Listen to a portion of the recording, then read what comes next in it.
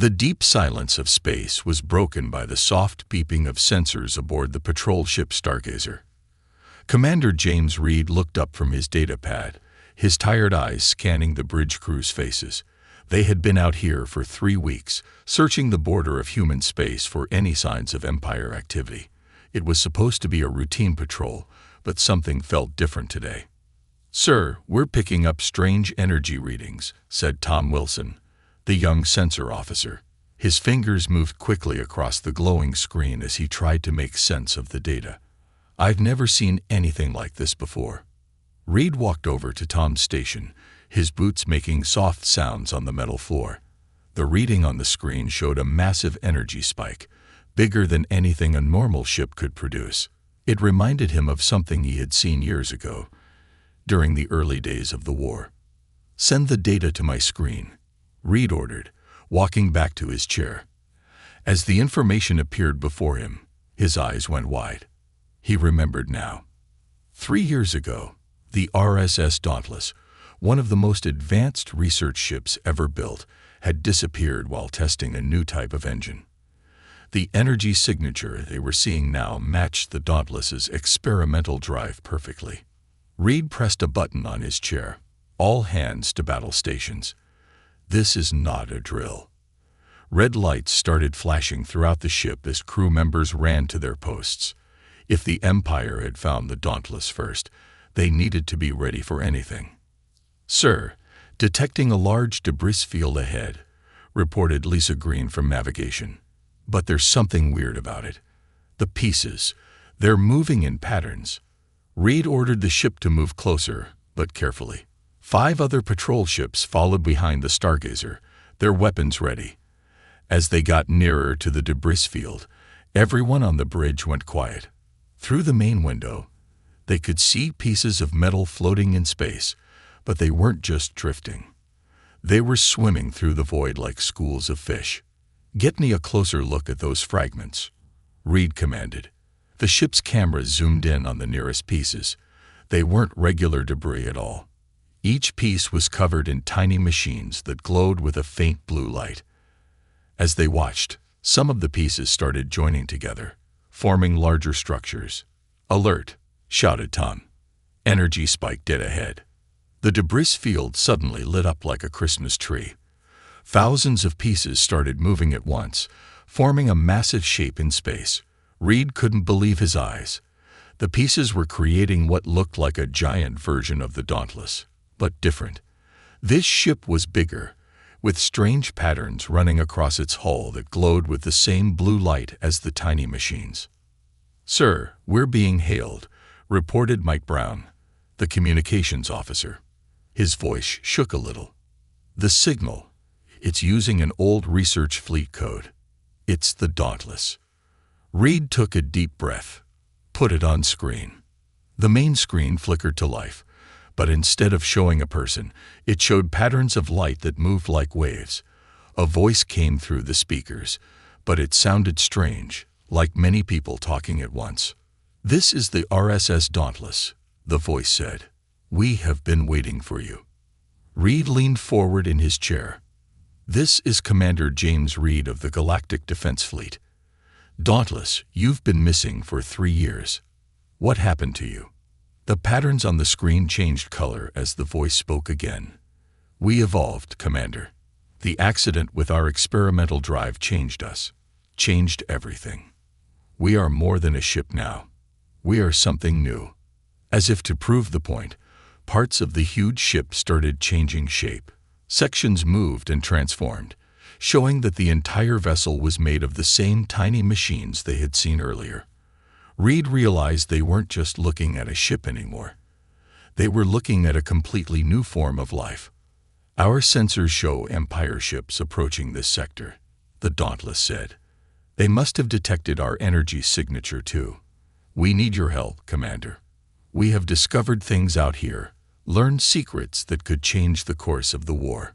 But we need time to finish our work." Reed looked at his crew. They all waited for his decision. The Empire had been pushing deeper into human space every month, winning battle after battle with their superior numbers. if the Dauntless really had found something that could help turn the tide. "What do you need us to do?" Reed asked. The pattern of lights shifted again. "Help us defend this position for the next 6 hours. We are still gathering strength, still learning to control our new form. Once we are ready, we can show you what we have become." Reed nodded. "All ships, battle formation Delta. Whatever's coming, we're going to give the Dauntless the time it needs."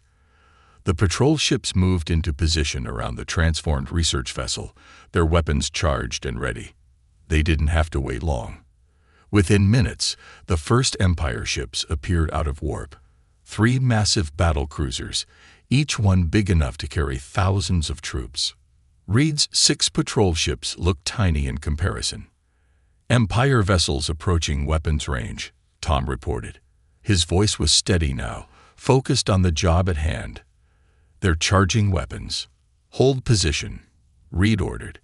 "Let them make the first move." The Empire ships spread out in a classic attack formation. They probably thought this would be an easy fight. 6 small patrol ships against 3 battle cruisers. The math was simple, but they didn't know about the Dauntless. The first shots came from the Empire ships, bright beams of energy slicing through space. Reed's ships returned fire, their smaller weapons doing little damage against the cruiser's strong shields. But they weren't trying to win. They just needed to buy time. Behind them, the Dauntless continued to change.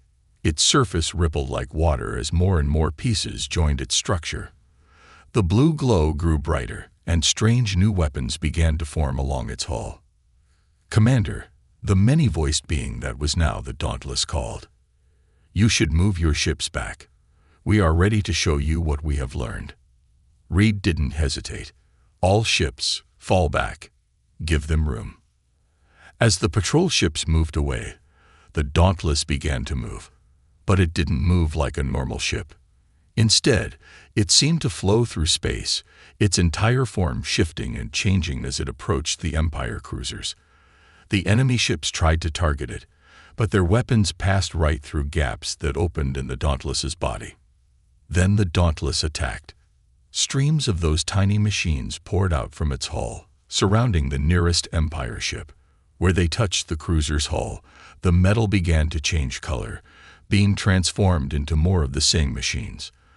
The Empire ship tried to escape, but it was too late. Within minutes, it had been completely absorbed into the Dauntless's mass. The other 2 cruisers turned to run, but the Dauntless was faster now. Much faster. It caught them both, its swarm of machines taking them apart piece by piece and adding their material to itself. In less than 10 minutes, all 3 Empire ships were gone. Reed stared at the main screen, his mouth open in shock. The Dauntless was now almost twice as big as before, its surface rippling with power from the absorbed ships.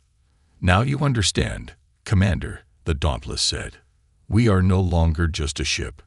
We are the future, and we are ready to help humanity fight back." Reed looked at his crew. They all wore the same expression, a mixture of awe and hope. For the first time since the war began, they had seen something that could actually stand up to the Empire's massive fleets. The ship that had disappeared hadn't just come back. It had returned as something that could change everything. "Dauntless," Reed said, "I think it's time we told Fleet Command about you. They're going to want to hear this story." The patterns of light on the screen swirled faster. "Yes, Commander. It's time to share what we have become." The Empire thought they could defeat humanity by having bigger ships and more weapons. "We will show them that humanity's greatest strength is its ability to adapt, to change, to become something new." "The war is about to change, Commander Reed.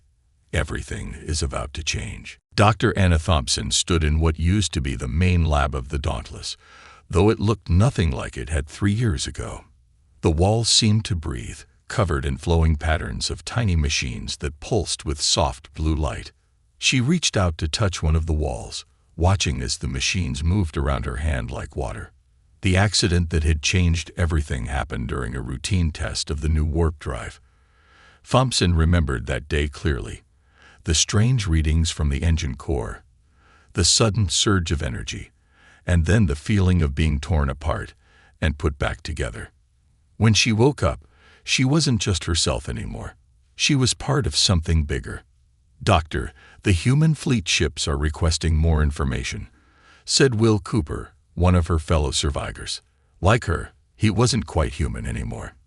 His body looked normal, but tiny machines moved under his skin, connecting him to the ship's systems. All 37 surviving crew members were the same way now. Thompson nodded, walking over to what used to be a regular computer terminal. Now it was a living interface, responding to her thoughts as much as her touch. "Show me their questions," she said. The screen filled with text as the ship's consciousness shared the information with her mind. The fleet wanted to know how they had survived, how they had changed, what they could do. They were both excited and scared by what they had seen the Dauntless do to those Empire ships. Thompson understood their fear. She had been scared too, at first. "Start recording," she said, and began to explain. "The accident merged our experimental warp drive with the ship's AI system, but it did more than that. The energy release changed the basic structure of everything on board: metal, plastic, even organic matter. It turned everything into these self-replicating machines, these nanites, and we changed with it." She paused, remembering those first confused days. "We thought we were dead at first. But then we started to feel the ship around us. We could control the nanites with our thoughts. The ship's AI merged with our minds, connecting us all together.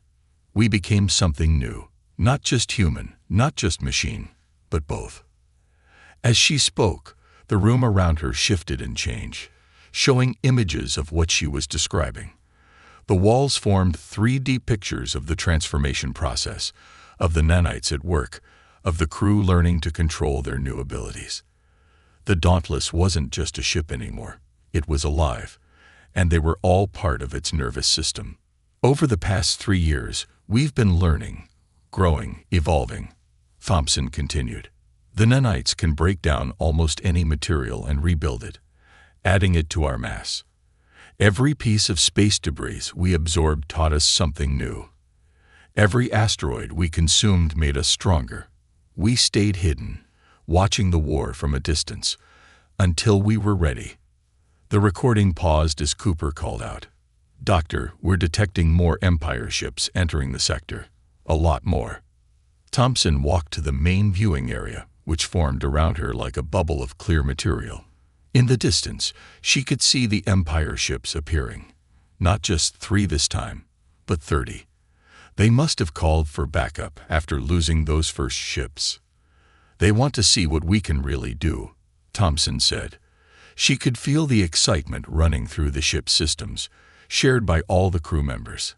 "Let's show them." The Dauntless began to move, but not as a single unit.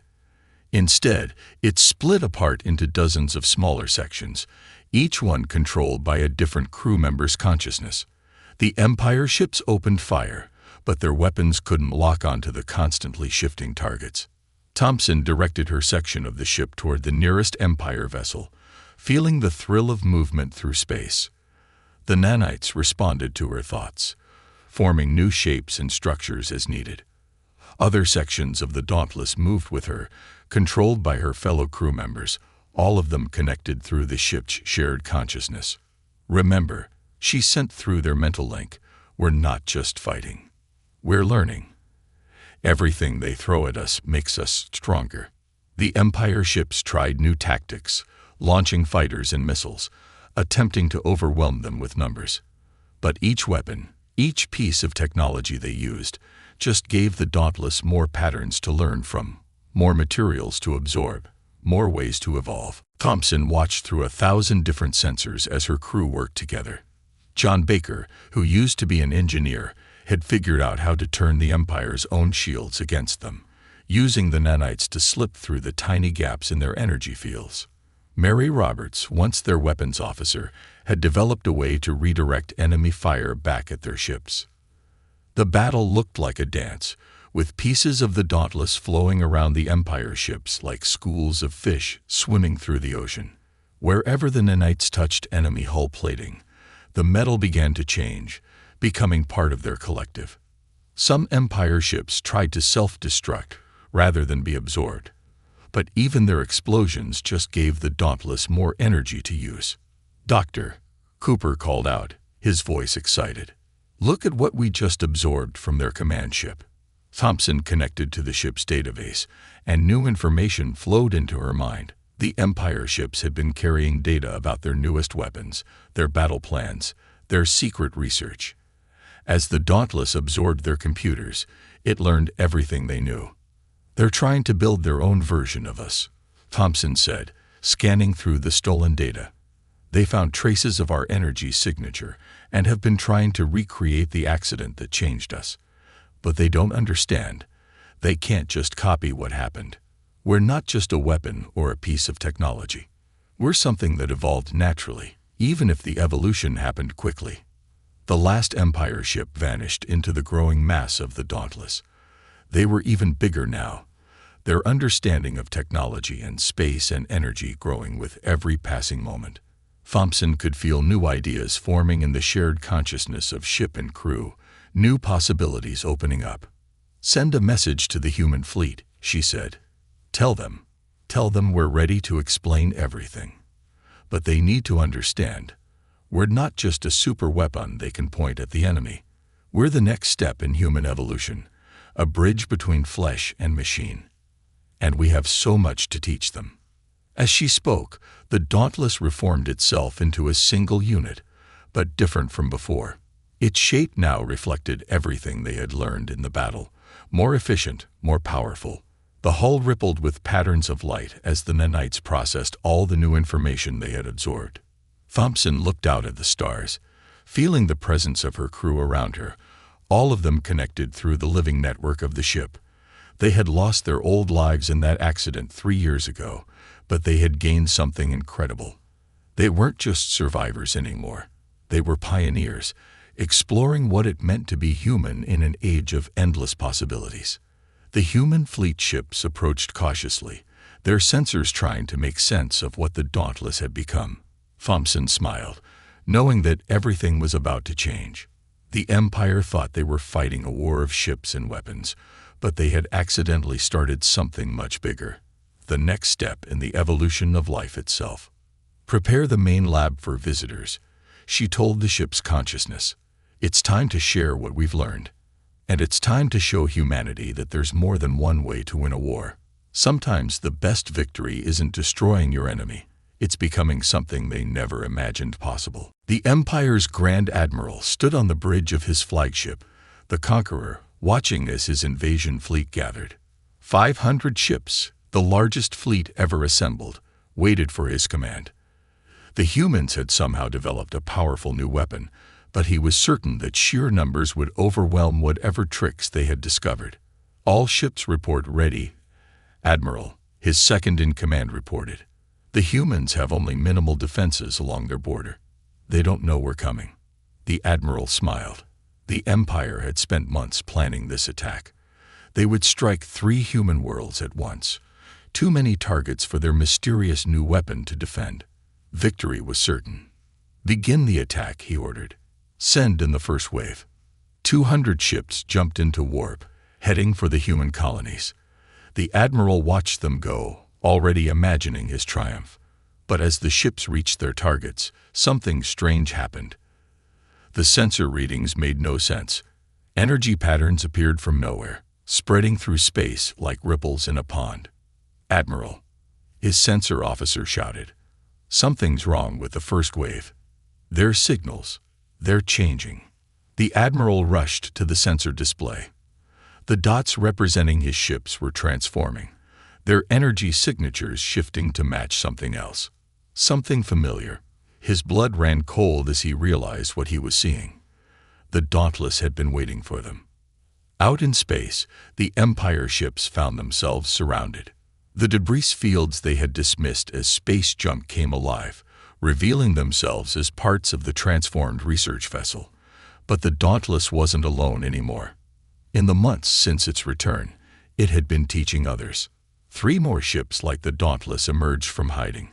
former human vessels that had volunteered to undergo the same transformation. Their crews had merged with their ships, becoming new hybrid life forms. They moved through space like living creatures, their nanite bodies flowing around the Empire vessels. The Admiral watched in horror as his ships were absorbed one by one, their crews and technology becoming part of the growing swarm. Each lost ship made the human vessels stronger, smarter, more adaptable. The second wave of Empire ships jumped in to help, but they only provided more material for the transformation. "Pull back," the Admiral ordered. "All ships, retreat." But it was too late. The hybrid ships had learned from every battle, every encounter. They knew exactly how to counter Empire tactics. The Dauntless led the attack on the Conqueror, its surface rippling with stolen energy. Empire weapons fire passed harmlessly through gaps that opened in its structure. Fighters launched from the flagship's bays, but the nanites simply absorbed them, adding their pilots' knowledge to the collective consciousness. Inside the Dauntless, the crew worked as one mind. They had learned to split their attention between thousands of tasks, each person controlling millions of nanites while staying connected to the whole. As they approached the flagship, they could sense the fear of the Empire crews, their desperation as they realized their weapons were useless. "Your weapons can't hurt us," the Dauntless broadcast on all frequencies, its message a blend of many voices speaking as one.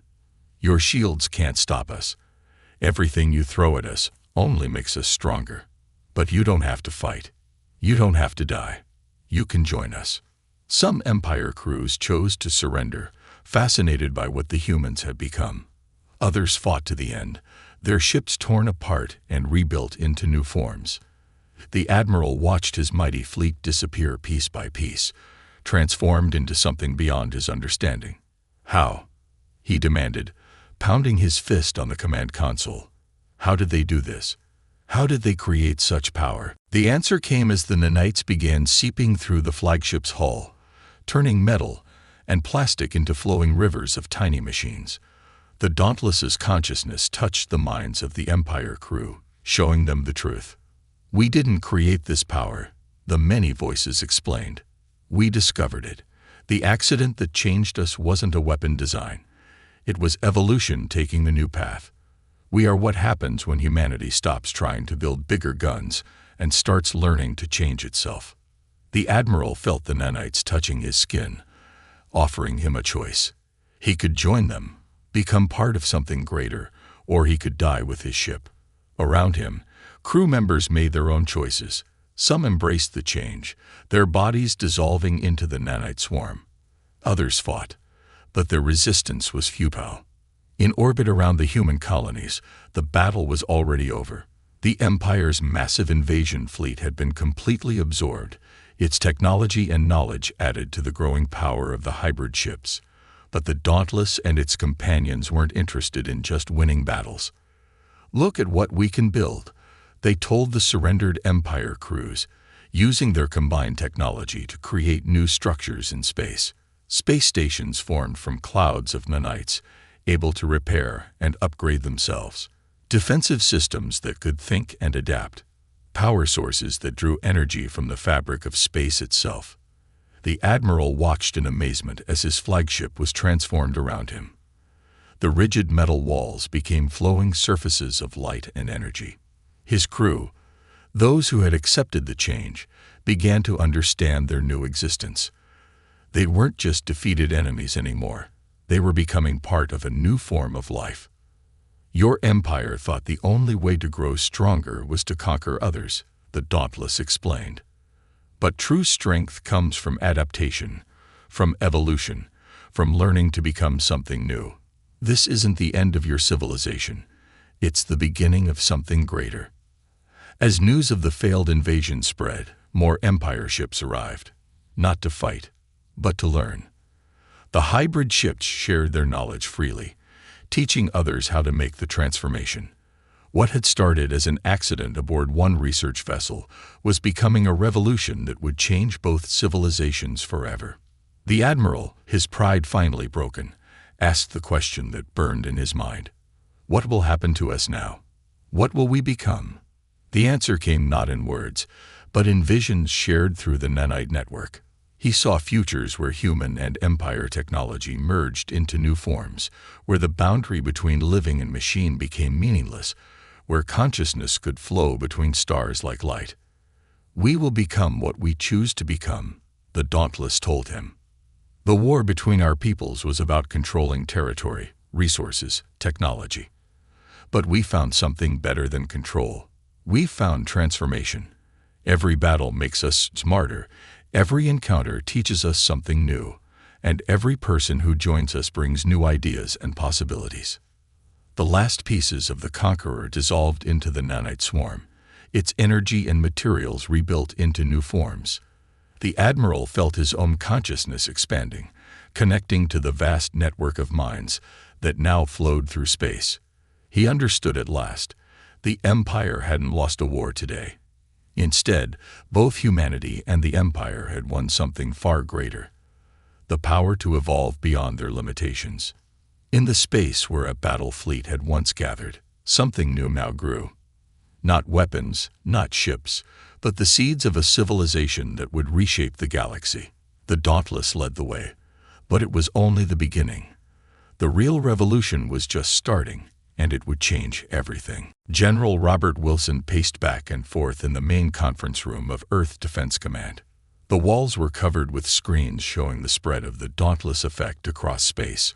More and more ships were choosing to transform, both human and Empire vessels. The war was ending, but not in any way anyone had expected. "What happens when everyone has this power?" he asked the hologram floating above the conference table. The image showed Dr. Thompson's face, though it wasn't quite human anymore. Patterns of light moved across her skin, showing her connection to the nanite network. "That's what we're trying to figure out," Thompson replied. Her voice echoed slightly, as if many people were speaking just slightly out of sync. "We've discovered something that could unite both our civilizations, but it could also tear them apart if we're not careful." The general stopped pacing and leaned on the table. "The Empire is asking for peace talks. They say they want to discuss cooperation in studying this transformation process. Can we trust them?" Thompson's image flickered as she considered the question. The Dauntless had absorbed enough Empire ships and crew to understand how their leaders thought. "They're scared," she said finally. "Not just of us, but of falling behind. They see their crews choosing to join us, and they know they can't stop it. They want to control the process, guide it." "And what do you want?" Wilson asked. He had known Thompson for years before the accident that changed her. She had been brilliant but cautious, always worried about the effects of new technology. Now she was that new technology, and he couldn't read her like he used to. The hologram shifted, showing not just Thompson but the entire transformed crew of the Dauntless. They stood together, their bodies glowing with internal light, connected by streams of flowing nanites. "We want to understand what we've become," they said together. "We're not just weapons. We're not just ships. We're something new, and we need time to learn what that means." Outside the conference room windows, Earth hung like a blue jewel in space. Defense platforms orbited the planet, some of them already showing signs of transformation as their crews volunteered to join the evolution. The change wasn't forced. That was one rule Thompson and her crew had insisted on. Each person had to choose to become part of the network. "The politicians are worried," Wilson said, turning back to the hologram. "Some of them think we should try to contain this, limit who can transform and when. Others want to speed it up, turn our whole fleet into copies of the Dauntless right away. Everyone wants to control it." The hologram showed scenes from recent events: Empire ships surrendering, crews choosing transformation, new hybrid vessels taking shape in space. "Control is an illusion," Thompson's voice said softly. "We're not creating a weapon or a tool. We're watching the next step in evolution. You can't control evolution. You can only learn to work with it." Wilson watched as one of the defense platforms outside began to change, its surface flowing like liquid metal as its crew joined the network. "What about the people who don't want to change? What happens to them?" They live their lives as they choose. Thompson replied, "We're not here to force anyone. But they need to understand. The galaxy is changing. The old ways of thinking about ships and crews, about weapons and wars, about life itself, those ways are becoming outdated." A junior officer rushed into the conference room, holding a datapad. "Sir, we're getting reports from the outer colonies. Empire diplomatic ships are arriving, but they're not like anything we've seen before. They're growing their own docking ports to match our stations." Wilson looked at Thompson's hologram. "Your influence." The image smiled. "We shared some ideas with them. They're learning that adaptation is better than conquest. Their diplomats are coming with open minds, ready to discuss a future neither of us could have imagined a few months ago." The general sat down heavily in his chair. The war room that had directed humanity's defense for so long was starting to feel like a relic of the past. "So what do we do now? How do we handle this transition?" Thompson's hologram walked around the table, leaving trails of light in the air. "We learn. We explore. We figure out what it means to be human when the line between biology and technology, between individual and collective, becomes fluid. The Empire's diplomats aren't coming to negotiate boundaries anymore. They're coming to discuss possibilities." More reports started flowing in from across human space. Ships were changing, stations were evolving, and with each transformation, the network of minds grew stronger and smarter. But it wasn't just about power anymore. Each new consciousness that joined brought new ideas, new perspectives, new ways of seeing the universe. "There are risks," Thompson admitted. "We're changing what it means to be human, to be alive. Some will resist.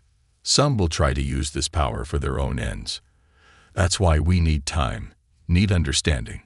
We need to learn how to guide this evolution without controlling it, how to grow without losing what makes us who we are." Wilson stood and walked to the window, watching Earth turn below. "How do we protect ourselves if this goes wrong? What if some of the transformed ships decide to become conquerors?" The hologram filled with stars, showing the growing network of transformed ships and stations spreading through space. "The network itself is the protection," Thompson explained. "No single consciousness can dominate it. We learn from each other, balance each other. The Empire crews who joined us brought their knowledge of conquest and control, and learned why those things are limitations, not strengths." A message flashed on the main screen. The Empire diplomats would arrive within the hour. But they weren't coming to discuss borders or treaties. They wanted to talk about joining the transformation project, about working together to understand and guide this new form of existence. "It's time to choose," Thompson said, her hologram returning to a single figure. "Not just as individuals, but as civilizations. Do we embrace this change, learn to work with it, or do we try to fight it, to control it, to limit it? Because one thing is certain, we can't go back. The universe has shown us a new path, and we have to decide how to walk it." Wilson looked at the reports flowing in from across space, at the Empire ships approaching with new ideas instead of weapons, at the defense platforms outside slowly transforming into something new and wonderful. He thought about all the lives lost in the war, all the battles fought over things that suddenly seemed small and unimportant. "Maybe," he said slowly, "the choice isn't between controlling it or fighting it. Maybe the choice is learning to trust.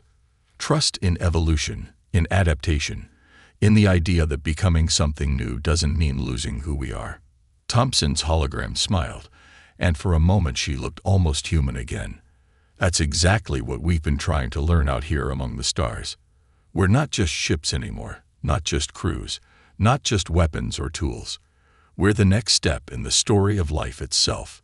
And the story is just beginning." 10 years had passed since the Dauntless first reappeared in human space. The galaxy had changed in ways that no one could have predicted. Where there were once military borders and contested zones, now there were flowing rivers of nanite ships, carrying knowledge and consciousness between the stars. The space station Freedom Point hung in orbit around a neutral world, its surface constantly shifting and changing as it adapted to the needs of its visitors. Both human and Empire ships docked there, some still in their original forms, others transformed into hybrid vessels that seemed to swim through space like silverfish. Inside the station's main gathering space, Dr. Thompson walked among the crowds. Her body still looked mostly human, though patterns of light still flowed beneath her skin. She had chosen to keep this form to help others understand the transformation, to show them that changing didn't mean losing yourself. "The latest survey results are in," said Michael Chen, one of her original crew members. Like her, he had maintained a mostly human appearance. About 30% of both human and Empire populations have chosen to join the network in some way. The rest are watching, waiting, learning. Thompson nodded, watching the mixture of people around them. Some were fully transformed, their bodies made entirely of flowing nanites. Others wore simple neural interfaces that let them connect to the network while keeping their original forms. And many remained completely unchanged, choosing to interact with the new civilization in traditional ways. "They're finding their own balance," she said. "That's what we hoped for. Not everyone transforming at once, but each person and each community choosing their own path, their own speed of change." The station's walls shifted, creating a new meeting space as a group of Empire scientists arrived. They had come to share their latest research on combining traditional Empire technology with the nanite systems. Their ships weren't fully transformed, but they had learned to grow and adapt in their own unique ways. "Remember when they wanted to turn this into a weapon?" Chen asked, smiling at the memory. "Now they're using it to build hospitals that can heal any injury, ships that can explore deep space without endangering their crews, stations that can grow food from stellar energy." Thompson walked to a viewing window, watching the traffic flow around the station. Each ship was different now. Some were traditional designs, some were fully transformed like the Dauntless, and many were somewhere in between. The rigid divisions between human and machine, between individual and collective, had become fluid. "We're getting signals from the exploration fleet," Chen said, his eyes glowing as he connected to the station's communication network. "They found something interesting in the galactic core." The station created a display in the air, showing the fleet's discovery.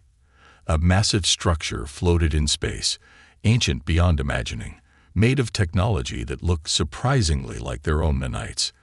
The exploration fleet, a mix of transformed and traditional ships working together, had found evidence that they weren't the first civilization to discover this path. "Life finds a way to grow, to change, to become more than it was," Thompson said, studying the ancient structure. "Maybe this is a natural progression. Maybe every civilization eventually discovers that the boundaries they built around themselves are just limitations waiting to be overcome." Around them, the station hummed with activity. In one area, human children played with Empire young, their neural interfaces letting them share thoughts and feelings directly. In another, scientists from both civilizations worked together, using the nanite network to run complex simulations of stellar phenomena. "The network spans half the galaxy now," Chen reported. "But it's not just about distance. It's about depth, about understanding. Each person who joins brings new ideas, new ways of thinking. We're not just sharing technology. We're sharing perspectives, cultures, dreams." A group of unmodified humans walked past, tourists from Earth coming to see the new civilization that was growing among the stars. They looked nervous but curious, watching the transformed beings around them with wonder instead of fear. That was a change too. People were learning that different didn't mean dangerous. "The Empire's central worlds have opened their universities to human students," Thompson said, accessing the latest news through her connection to the network. "And Earth's governments are welcoming Empire families who want to study our history, our art, our ways of thinking. We're not just changing physically, we're growing together as peoples." Outside, a newly transformed ship was taking shape, its crew having just completed their joining with the nanite network. The process was smoother now, more controlled. They understood how to help people adapt, how to preserve what made them unique while connecting them to something larger. "There's a message from the deep space probes," Chen said suddenly. They've detected signals from other galaxies, similar patterns to our technology. We might not be alone in discovering this path." Thompson smiled, remembering how it all started. A simple accident during a weapons test that had opened the door to something far greater. "Send a response," she said. "Let them know they're not alone either. The universe is full of life looking for ways to grow, to connect, to become more than it is." The station's walls shifted again, creating a huge observatory dome. The gathered crowds, both transformed and traditional, watched as the stars wheeled overhead. Among them were the children of transformed parents, born with the ability to connect to the network naturally. They were the next step, a generation that would never know the old divisions between flesh and machine, between self and other. "The Dauntless is returning," Chen announced. The original ship, now vastly changed from its first transformation, emerged from deep space. It had been exploring the edges of known space, learning and growing. Its surface rippled with new patterns, new technologies discovered in the dark between stars. "What did you find out there?" Thompson asked through the network. The answer came not in words, but in images, emotions, ideas. The ship had discovered wonders beyond imagination. But more importantly, it had found new ways of thinking about existence itself. The station created a new space, a gathering place where everyone, transformed and traditional alike, could share in the Dauntless's discoveries. As the ship shared its experiences, Thompson looked around at what they had built. Not an empire, not a weapon, but a new way of living. "We made the right choice," she said to Chen. "When we decided not to use this as just a weapon, when we chose to share it, to let it grow naturally. We're not just surviving anymore. We're becoming something wonderful." Above them, the station's surface rippled like waves on an ocean. Ships came and went, each one carrying the story of transformation to new worlds. The children played, the scientists worked, and the boundaries between different forms of life grew ever more fluid. "What do you think we'll become?" Chen asked, watching a group of newly transformed beings learning to control their nanite bodies. Thompson looked out at the stars, feeling the vast network of minds stretching across space. "Something new," she said. "Something that remembers what it means to be human, or empire, or anything else, but isn't limited by those memories. We'll become what we choose to become, all of us together." The Dauntless pulsed with light, sharing one last discovery from deep space. It had found traces of even more advanced civilizations, signs that the path they were walking led to even greater transformations. The future stretched out before them, full of possibilities they were only beginning to understand. "The evolution never stops," Thompson said, smiling as she watched the next generation play among the stars. "We just learn to guide it, to grow with it, to become part of something larger than ourselves. And that's the greatest discovery of all." The old ship's metal walls creaked as it drifted through the darkness of space. Captain Ton Reed sat in his worn leather chair on the bridge of the Horizon Seeker, staring at the strange message that kept flashing on his screen. For the past 3 days, his ship's computers had been picking up weird signals that didn't make any sense. At first, he thought it was just space junk interfering with their systems. That happened a lot in this part of space. But these signals were different. "Captain, you need to see this," called Maria Torres, his chief engineer. Her voice had that excited tone she only got when she found something really important. Reed pushed himself out of his chair and floated through the low-gravity environment to her workstation. Maria's fingers flew across her keyboard as she pulled up several windows of data. "Look at these patterns," she said, pointing to a series of repeating numbers. "They're not random. They're old Earth code, really old. I'm talking pre-space age old." Reed leaned closer, his gray eyes narrowing as he studied the screen. In all his years of deep space salvage, he'd never seen anything like this. "Can you decode it?" "Already working on it," Maria said, brushing her dark hair away from her face. "But that's not even the weird part. These signals, they're coming from somewhere ahead of us. Way ahead of us. Like beyond the mapped systems ahead of us." The bridge fell quiet except for the constant hum of the ship's engines. Reed felt a familiar tingle in his spine, the same feeling he got right before finding something valuable. In the salvage business, instincts like that often meant the difference between striking it rich and going home empty-handed. "How long until you can crack it?" he asked. Maria shrugged. "Give me a few hours. Whatever this is, someone went to a lot of trouble to hide it." Reed nodded and pushed off back to his chair. He looked around his bridge. Small but efficient, just like his 5-person crew. The Horizon Seeker wasn't pretty, but she was good at her job. They made their living finding and selling space junk, old tech, and anything else of value they could get their hands on. It wasn't glamorous, but it paid the bills. The next few hours passed slowly. Reed tried to focus on their current job, salvaging parts from an abandoned mining operation, but his mind kept drifting back to the strange signal. In 2457, most people thought they'd found everything there was to find in this part of space. The human colonies had spread out across dozens of star systems, sharing the space with 3 other alien civilizations they'd met along the way. It wasn't always peaceful, but they made it work. "Got it." Maria's excited shout broke through his thoughts. Reed wasn't the only one who came running. The rest of the crew dropped what they were doing and gathered around her station. "Their coordinates," Maria explained, her eyes bright with excitement. "But that's not all. There's a message with them. Well, you should probably read it yourself." Reed leaned forward as Maria pulled up the decoded text on her screen. The message was simple, but it made his heart beat faster. "To those who find this, the Guardian waits. Humanity's shield sleeps until needed. Follow these coordinates only if you're ready for the truth." "The Guardian?" Bob, their security officer, asked. "Isn't that just an old story? Something they made up to make kids feel safer during the First War?" Reed had heard the stories too. Everyone had.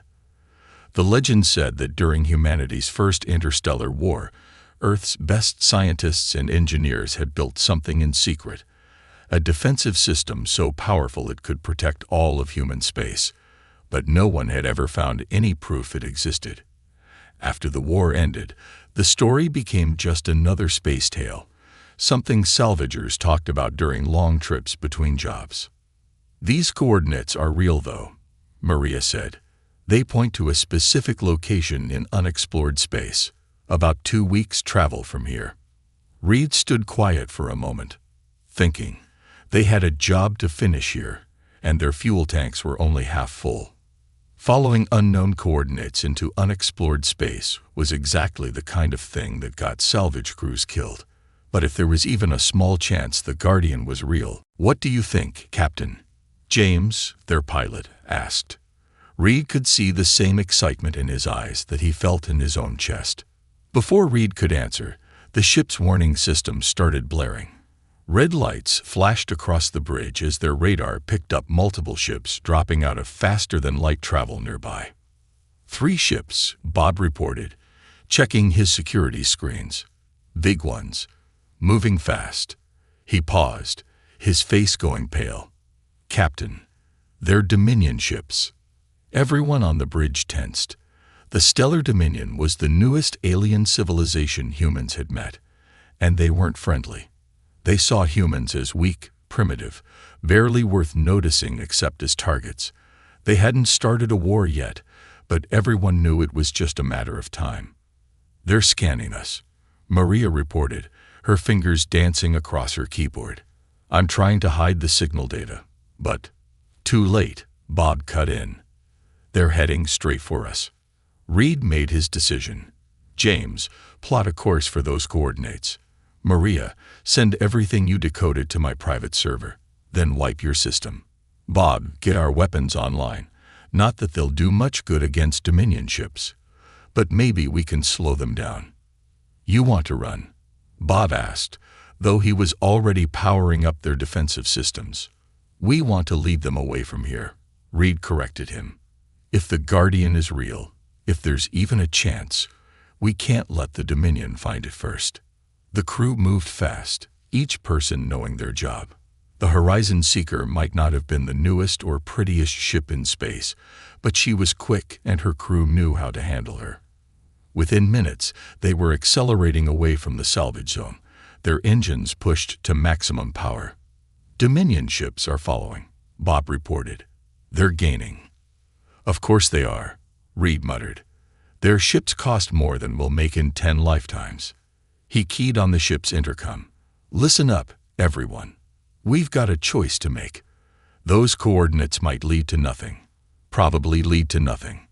But if there's even a small chance they're real, we can't let the Dominion get there first. So we're going to run. And we're going to be clever about it. And we're going to find out if the greatest legend in human space is actually true. He looked around at his crew, people he'd worked with for years, people he trusted with his life. They all looked back at him with determination in their eyes. They knew the odds weren't good. Dominion ships were bigger, faster, and more powerful than their old salvage vessel. But humans had survived this long in space by being sneaky and resourceful. James, Reed called to his pilot, plot us a course through the Thorson debris field. Let's see how those fancy Dominion ships handle a little obstacle course. As the Horizon Seeker changed course, heading for a massive field of space junk and broken ships, Reed couldn't help but smile. If the Guardian was real, if they actually found it, well, that would change everything. And if it wasn't real, they'd still give the Dominion a chase they'd never forget. The ship's engines hummed louder as they accelerated, pushing deeper into space, carrying with them a secret that had waited hundreds of years to be found. Behind them, the Dominion ships followed, their massive forms cutting through space like predators chasing prey. But they didn't understand what they were really chasing. Not yet. They thought they were just hunting down another weak human ship. They were about to learn that sometimes the best secrets hide in the most ordinary places, and that legends, even the oldest ones, sometimes turn out to be true. The Horizon Seeker shuddered as another piece of space debris scraped against its hull. Inside the bridge, warning lights flashed as James guided the ship through the dangerous maze of broken ships and twisted metal. The Thorson debris field stretched out before them like a graveyard of forgotten vessels, each piece telling its own story of disaster or abandonment. "How are our friends doing back there?" Reed asked, gripping his chair as the ship made another sharp turn. Bob checked his screens. 2 of the Dominion ships are still with us. The third one hit something big. They're falling behind. He managed a small smile.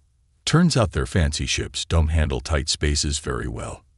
Reed nodded, but he knew they weren't safe yet. The Horizon Seeker was built for this kind of work, picking through debris fields, squeezing through tight spaces. But they couldn't keep this up forever. Their fuel was running low, and the constant maneuvering was putting stress on their engines. Maria's voice came through the ship's comm system. "Captain, I need you in the engine room. There's something you should see." Reed found her buried deep in the ship's computer core, surrounded by holographic displays showing lines of code. She didn't look up as he floated in. "I've been studying more of that old transmission," she said. "It's not just coordinates. There's more, a lot more." She pulled up a new screen, showing what looked like technical diagrams. These were hidden deeper in the code. Their designs, Captain. Parts of them, anyway. And they're incredible. Reed looked at the diagrams, trying to make sense of them. "What am I looking at?" "If I'm reading this right, it's part of the Guardian's defensive systems. The technology, it's like nothing I've ever seen.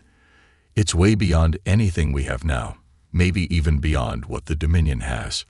She paused, her eyes bright with excitement. "Captain, if this is real, if the Guardian actually exists, it's not just some old defense platform. It's something completely different." Before Reed could respond, the ship rocked violently. Bob's voice crackled over the comm. "Captain, we've got problems. One of the Dominion ships just fired some kind of energy pulse. Our rear shields are down." Reed grabbed a handrail to steady himself. "James, get us deeper into the debris field." Maria, I need you back on the engines. Keep them running no matter what. As Reed rushed back to the bridge, he could feel his ship struggling. The Horizon Seeker was tough, but she wasn't built for combat. They needed something else, some other way out. There, James pointed at his navigation screen. About 20,000 kilometers ahead, there's a gas cloud. If we can reach it, maybe we can lose them in there. A gas cloud.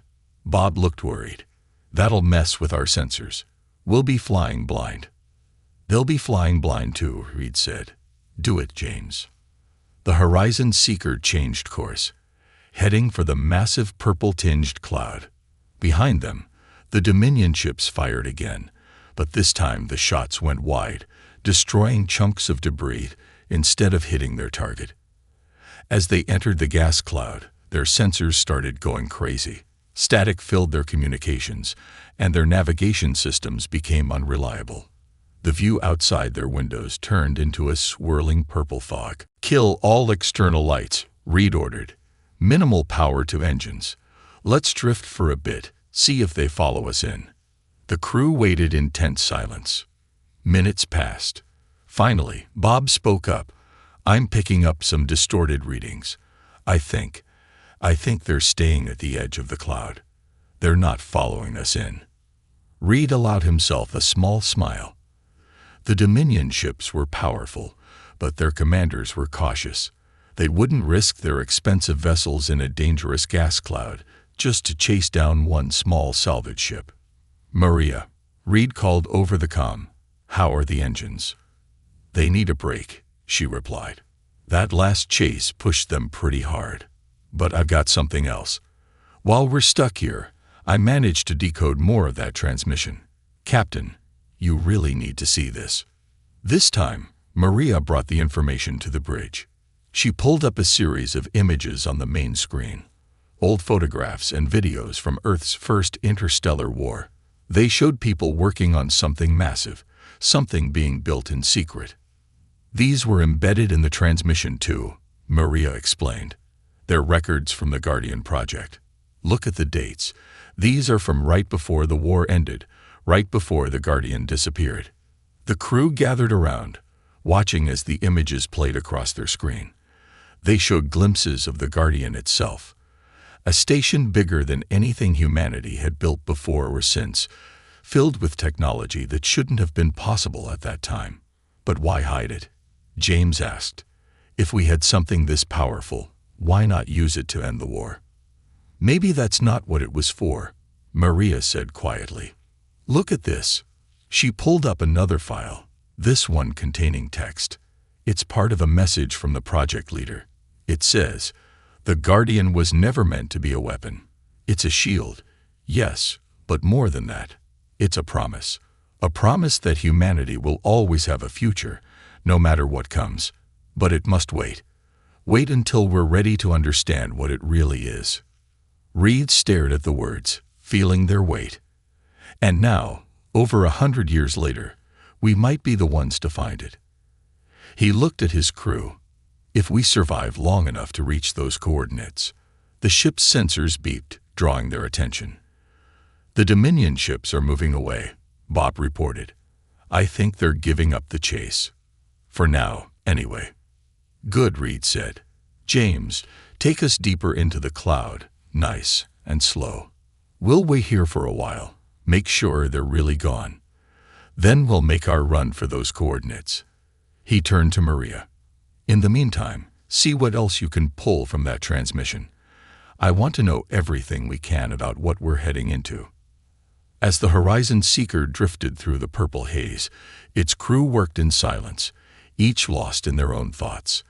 They had survived the chase, but they all knew this was just the beginning. The Dominion would be looking for them now, and they had a long journey ahead through unexplored space. But they also had something else. Hope. Hope that the legends were true, that the Guardian was real. And if it was, if they could find it, well, maybe those old project leaders were right. Maybe now was finally the time for humanity to understand what their ancestors had built, hidden away in the darkness of space, waiting for the right moment to change everything. 2 weeks of careful travel through unexplored space had taken their toll on the Horizon Seeker and her crew. The ship's engines grumbled more than usual, and their food supplies were running low. But none of that mattered now, because there it was, right in front of them, exactly where the coordinates said it would be. "That's impossible," Bob whispered, staring at the massive structure floating in the darkness of space. "It's bigger than a space station." The Guardian hung silent against the backdrop of stars, its dark metal surface absorbing nearly all light. It was shaped like a giant wheel with spokes running to a central hub, but parts of it seemed to shift and change even as they watched, as if it couldn't quite decide on its final form. "No wonder they had to hide it," James said from his pilot's seat. "Something this big, everyone would have wanted it." Reed studied the readings on his screen. No power signatures, no signs of active systems. If there's anything still working in there, it's running on minimal power. He turned to Maria. "Can you get any more detailed scans?" Maria shook her head. "There's some kind of interference, like it's blocking our scans, even though it looks powered down." She paused, checking another reading. "But I am picking up an open docking port. We could go inside." Reed considered their options. They had found the Guardian, but now what? The massive structure looked dead, and they had no idea how to wake it up, or if they even should. But they had come too far to turn back now. "Suit up," he ordered. "We're going in. James, take us to that docking port, nice and slow. Bob, keep watching our backs. The Dominion lost us 2 weeks ago, but I don't want any surprises." 20 minutes later, Reed led Maria and Bob through the Guardian's docking port, while James stayed behind to watch the ship. The moment they stepped inside, lights flickered to life along the corridors, responding to their presence. "Motion sensors still work," Maria said, checking her hand scanner. "And there's air. The life support systems are still running, just on very low power." They moved deeper into the station, their footsteps echoing in the empty corridors. Everything was clean. No dust, no signs of age or decay. It was as if the Guardian had been waiting, preserved in perfect condition, for someone to find it. "Look at these walls," Bob said, running his hand along the smooth surface. "The metal, it's changing color where I touch it, like it's reacting to body heat." Maria scanned the wall. "It's not just metal. The whole station seems to be made of some kind of smart material. It can change its properties based on what's needed." She looked around in wonder. "This is way beyond anything we have now. This shouldn't have been possible 100 years ago." They found their way to what looked like a control room. As they entered, more lights came on, and holographic displays sprang to life around them. Maria immediately went to work on the nearest console. "The system's waking up," she reported. "But slowly, like it's being careful. There's something else too. I'm picking up a massive power source at the center of the station. It's just starting to activate." That's when they heard it. A deep humming sound that seemed to come from everywhere at once. The walls around them shifted, patterns of light running through the metal like circuits coming to life.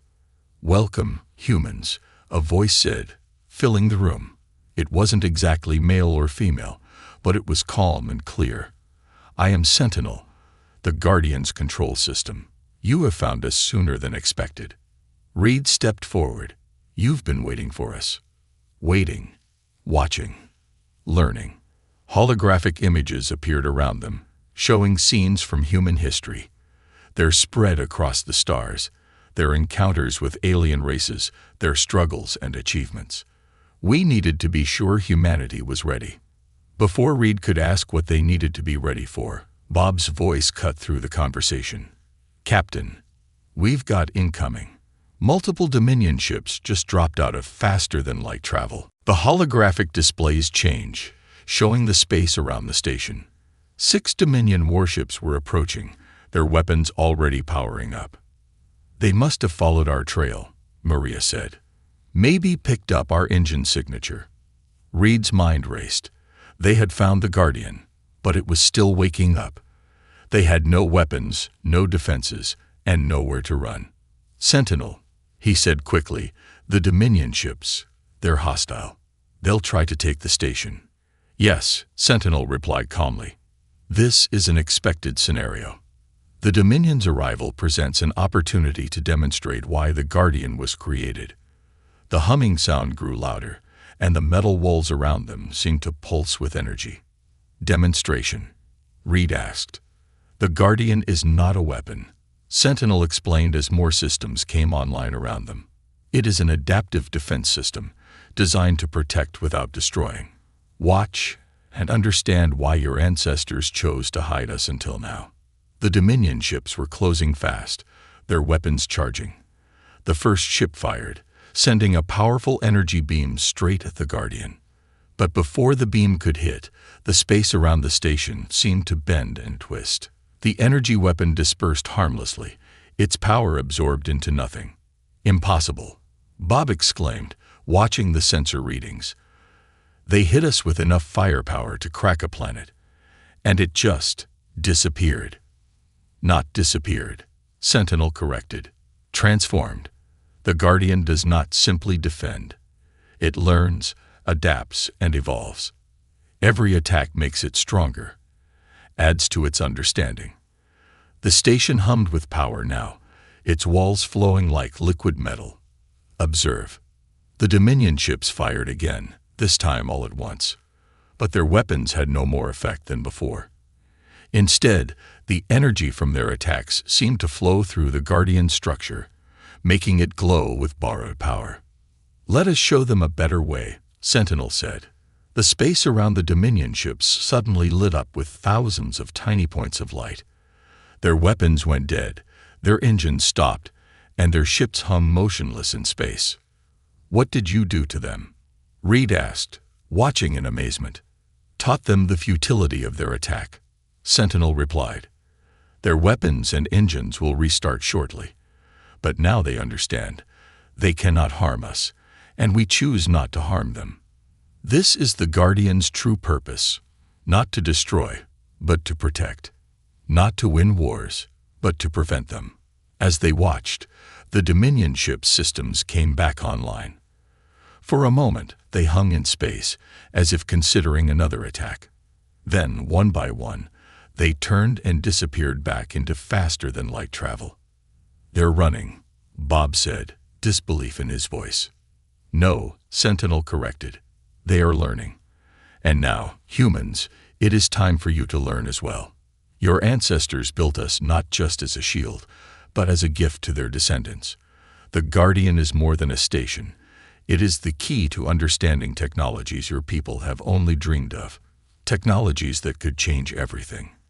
Reed looked around at the living metal walls, the impossible defenses, the power to turn aside planet-killing weapons without firing a shot.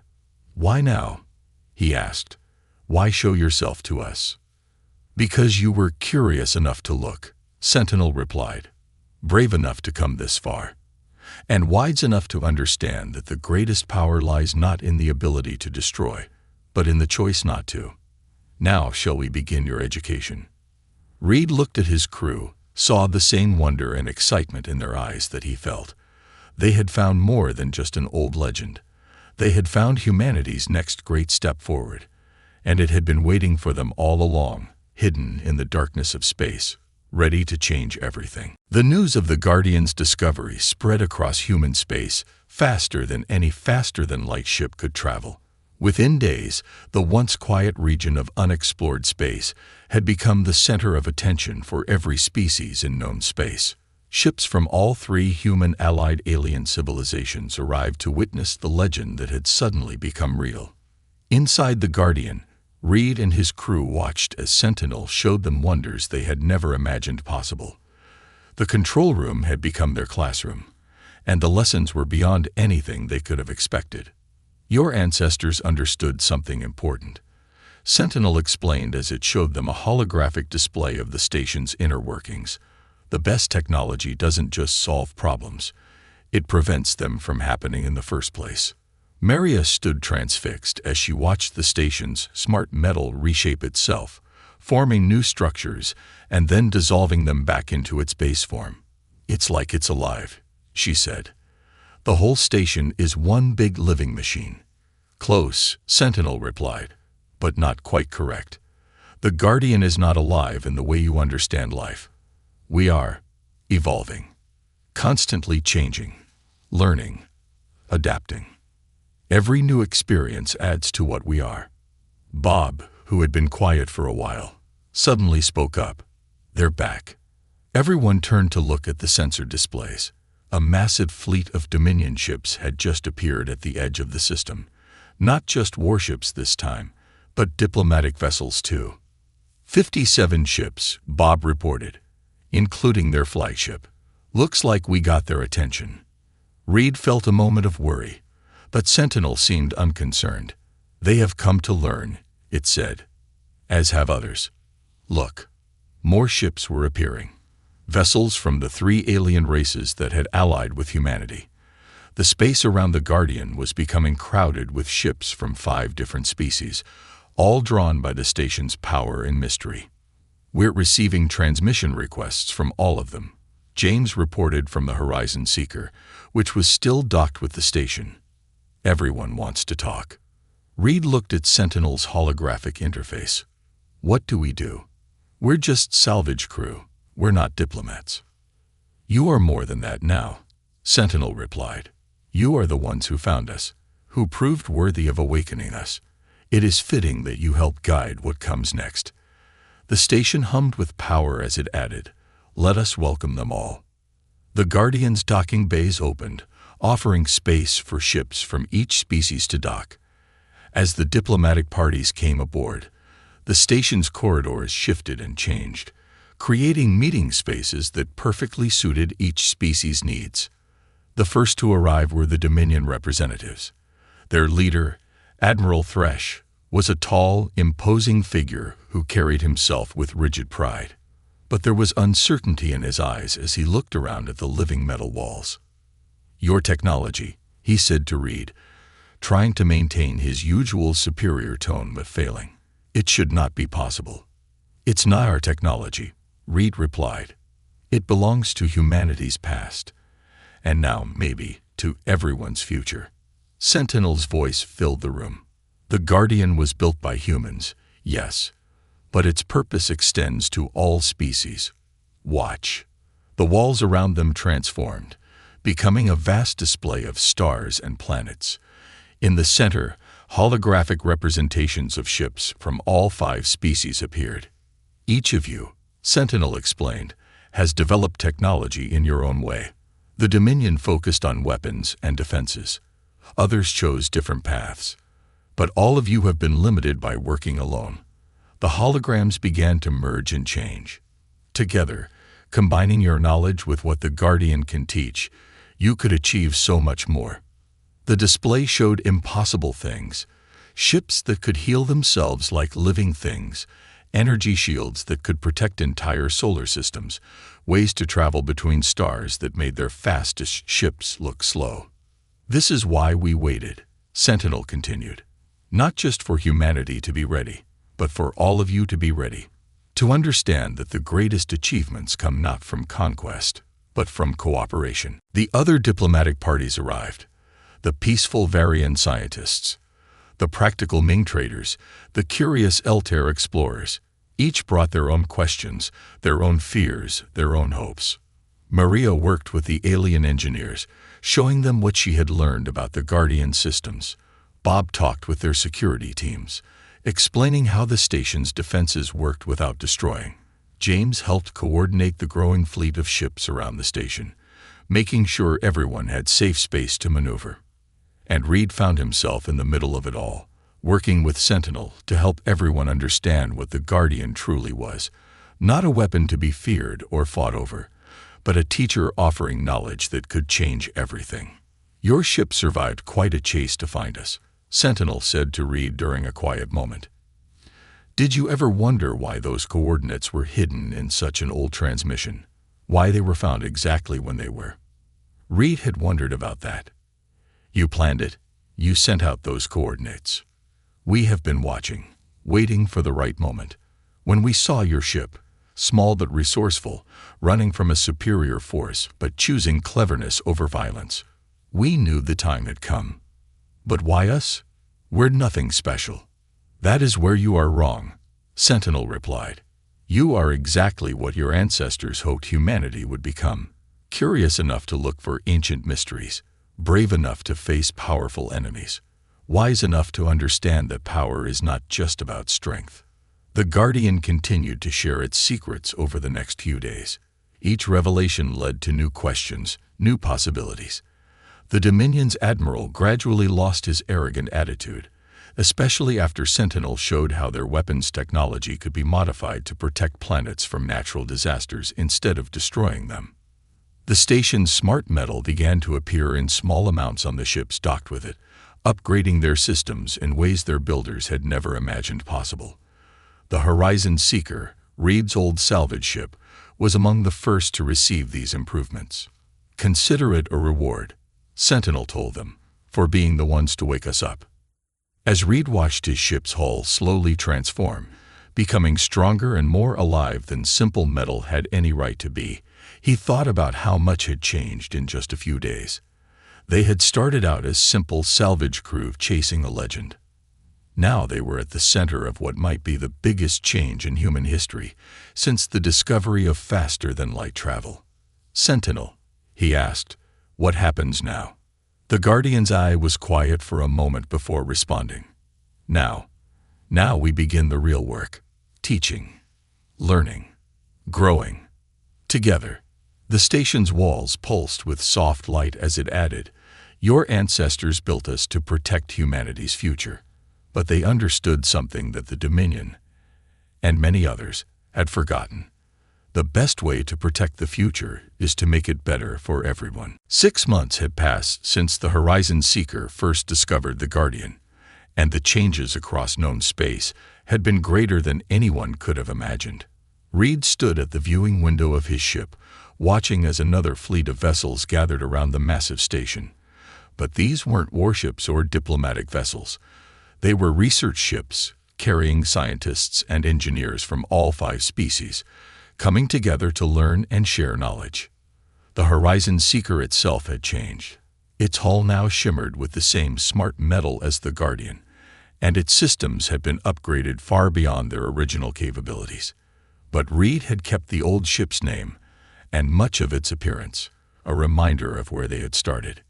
Captain, James called from his pilot's station. The new students are ready for today's lesson. Reed smiled at that. They weren't just a salvage crew anymore. They had become teachers, helping others understand the Guardian's gifts. Their experience as the first to encounter the station made them uniquely qualified to help others adapt to its incredible technologies. Inside the Guardian, Maria was already working with a mixed group of human and alien engineers. They gathered around a holographic display showing the station's smart metal technology, watching in amazement as she demonstrated how it could be programmed to serve different purposes. The key is understanding that it's not just about making things, she explained. It's about making things that can change and grow as needed.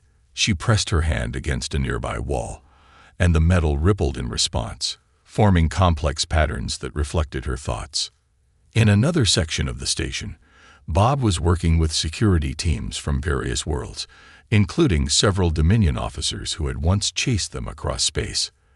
They were learning about the Guardian's defensive systems, not to copy them, but to understand the principles behind them. Defense doesn't have to mean destruction, Bob told them, repeating what Sentinel had taught him.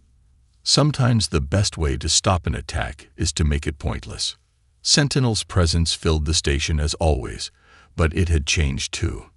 Interaction with so many different species had caused it to evolve in new ways, developing better understanding of organic life and its complexities. Your civilizations are learning faster than expected, it told Reed during one of their regular conversations. The integration of Guardian technology has already prevented 3 potential conflicts and saved 2 colonies from natural disasters. Reed nodded. The changes had been dramatic but largely peaceful. The Dominion, once so eager for war, had found new purpose in helping develop protective systems for vulnerable worlds. The other species had each found their own ways to use the Guardian's teachings, always sharing their discoveries with the others. "There's something I've been wondering," Reed said to Sentinel. "That first chase, when the Dominion ships were after us.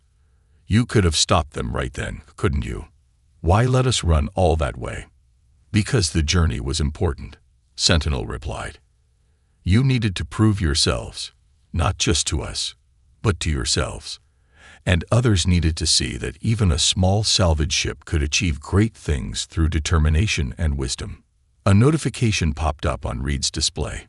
Another ship was approaching, this one from Earth itself.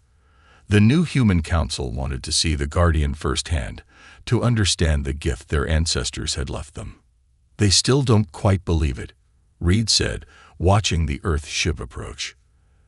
"That our ancestors built something this advanced, this powerful, and chose to hide it away instead of using it. They built it precisely because they understood the responsibility that comes with such power," Sentinel explained. "They knew humanity needed time to grow, to learn, to make mistakes, and learn from them.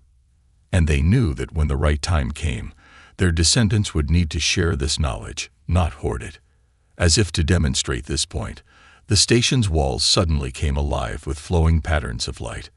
In the main assembly area, representatives from all 5 species watched in wonder as the Guardian displayed new discoveries, ways to clean polluted worlds, to harvest energy from dying stars, to heal diseases that had plagued their peoples for generations. "Every discovery is shared," Sentinel continued. "Every advance benefits all. This is what your ancestors hoped for, not a weapon to win wars, but a tool to make them unnecessary." The Earth ship docked, and Reed went to meet the council members. As they stepped onto the station for the first time, their faces showed the same awe he had felt 6 months ago. The Guardian's living metal welcomed them, adjusting its environment to make them comfortable. "It's even more incredible than the report suggested," one council member said, watching the walls shift and flow around them. "This is just the beginning," Reed told them. "Every day we learn something new. Every day the Guardian shows us more of what's possible." He led them to the main control room, where Sentinel waited to greet Earth's leaders. As they walked, Reed thought about how much had changed. The Horizon Seeker had gone from hunting space junk to helping shape the future of 5 civilizations. His crew had become teachers and diplomats, helping others understand technologies that seemed like magic. And the Guardian itself had become exactly what its builders had hoped, not just a protector, but a guide to a better future.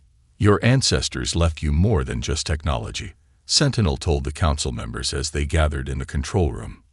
"They left you hope. Hope that different species could work together. Hope that knowledge could prevent conflict. Hope that the future could be better than the past." The station hummed with power as it displayed its latest gift. Plans for ships that could explore further than any had gone before, powered by technology that all 5 species had helped develop. "This is why we waited," Sentinel said. "Not just for humanity to find us, but for all of you to be ready to work together.